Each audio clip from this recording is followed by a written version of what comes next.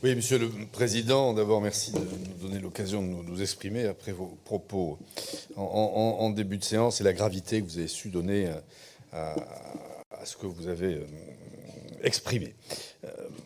Mon intervention, il y aura sûrement des redondances avec ce qui a été dit jusqu'à maintenant. Qu'on partage dans l'essentiel, mais ils ne seront pas superfétatoires parce que ce qui se passe est évidemment dramatique. Et je pense qu'on est à un tournant de notre histoire locale, domestique, mais aussi plus généralement, et j'ose le mot, à l'échelle de l'humanité.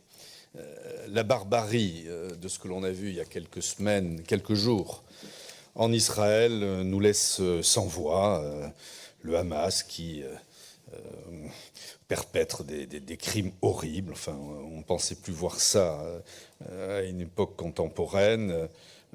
C'est choquant, on le condamne, bien évidemment, comme on doit condamner toutes les formes de barbarie. Souvenez-vous aussi du père Hamel, égorgé il y a quelques années dans son église. Souvenons-nous des attaques perpétrées ici ou là sur la carte du monde.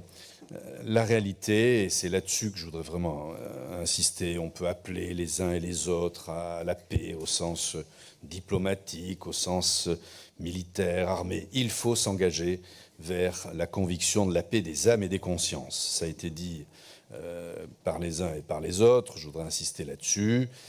Ce qui est dramatique, et on le voit avec l'assassinat et l'attentat autour du professeur Bernard, c'est que c'est la signature de l'obscurantisme.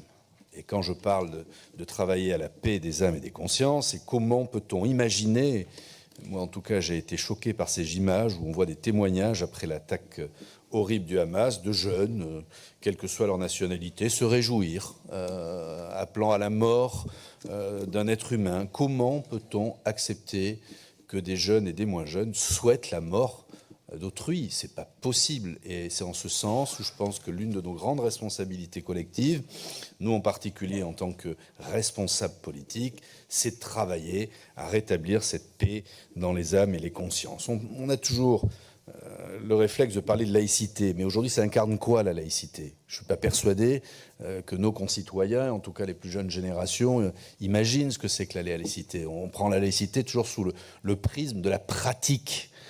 Comment on organise la pratique du culte et des croyances dans ce pays. Il faut s'attaquer à une autre racine de la laïcité, même si c'est bien évidemment intégré, mais le respect des croyances. Et aujourd'hui, on dévie trop souvent dans nos interventions, dans la conceptualisation de la laïcité, sur le respect de la pratique. D'abord, respectons les croyances. C'est ça, de lutter contre l'obscurantisme, de lutter contre l'islamisme, de lutter contre tous les excès. Et là, nous avons une responsabilité collective importante qui se signale notamment avec ce qui se passe à l'école. Et les premiers soldats, j'allais dire, de la paix des consciences et du respect du bien vivre ensemble, ce sont les professeurs. Et ça fait vraiment froid dans le dos quand on voit que, ostensiblement, de façon très organisée, on s'attaque aux professeurs. C'est, comme je le disais précédemment, et au risque de me répéter, l'obscurantisme le plus total. Je ne parle même pas de dogmatisme ou d'excès. C'est même pire que ça. C'est effacer la personne et effacer ce qu'elle peut transmettre, ou en tout cas permettre auprès de nos jeunes enfants qui sont fragiles à l'heure du numérique, à l'heure des chaînes en continu, du choc de ces images, qui sont fragiles, leur permettre de transmettre le respect, de transmettre ce qui est le bien et le mal, pardon de le dire comme ça, même si certains peuvent avoir des clivages là-dessus, mais qu'est-ce qui est le bien et qu'est-ce qui relève du mal? Et ça, c'est à l'école de le faire, et nous ne devons pas laisser notre part dans ce combat qui sera long, qui sera fastueux. Imaginez qu'on a tendance à l'oublier. En 2001, c'était des avions qui s'écrasaient sur des tours à New York. Encore plus tôt dans notre histoire contemporaine, c'est des attentats à Paris, ciblés, encore une fois, sur des personnes en particulier. Et on voit bien qu'à l'échelle du monde, aujourd'hui, cette humanité, cet humanisme disparaît petit à petit, et c'est par une escalade qu'il faut à tout prix stopper, que les choses se diffusent. Qu'est-ce qu'il est possible de faire à notre niveau ? La politique, qu'elle soit locale ou nationale, elle est utile, elle est noble, mais elle doit être nécessaire. Bon. L'utilité, on la partage, la noblesse, je pense qu'on la partage tous.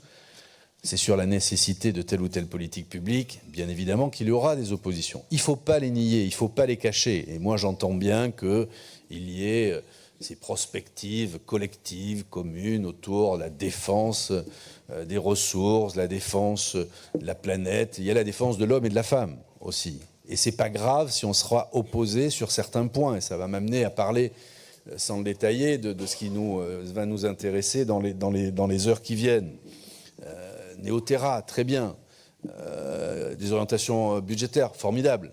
La participation des citoyens, extraordinaire. La réalité, c'est qu'il faut donner du sens, de la lisibilité à la politique publique. Monsieur le Président, vous avez eu la confiance des électeurs de notre région Nouvelle-Aquitaine. N'hésitez pas à avancer.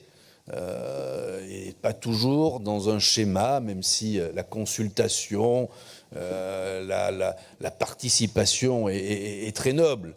À un moment, il faut prendre des responsabilités, donner du sens aux politiques publiques. On soit pour, on soit contre. Ne cherchez pas à avoir l'unanimité. Ne cherchez pas à avoir l'unanimité. Avoir l'unanimité, c'est des fois une forme d'abandon. Donc, prenons notre place dans ces débats avec toujours, au fond de notre pensée, que l'image que l'on produit dans nos actes, dans nos déclarations, a nécessairement une incidence sur nos concitoyens et notamment les plus jeunes. Je ne reviendrai pas sur l'hommage que vous allez rendre à un moment ou un autre à Jacques Valade, et c'est à ce moment-là, si vous me le permettrez, que je dirai quelques mots en mémoire de l'ancien président de la région, Jacques Valade.